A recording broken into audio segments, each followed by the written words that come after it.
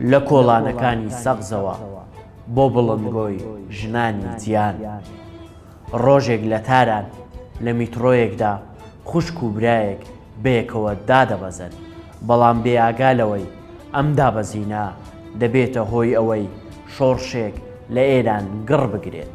سەرەڕای ئەوەی کە کچەکە ماکیاژی نەکرد بوو هەروەها جلەکانی یاسایی بوون، بەڵام پۆلیسی ئەخلاقی ئێران بە بیانووی ئەخلاق کچەکەی لەگەڵ ژنانی تر پەلکێشی زیندان کرد. پەلکێشکردنێک کە بووە هۆی ئەوەی قۆناغێکی نوێ لە ڕۆژهەڵاتی کوردستان و ئێران بێتەکایەوە.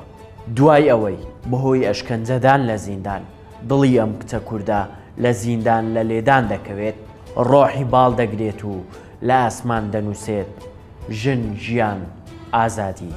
ئەگەرچی تەرمی ژینە لە سەقز نێژرا، بەڵام ڕۆحی بەرزەفڕی چوو بۆ ئاسمان و بوو بە دروشمی هەموو ژنانی جیان.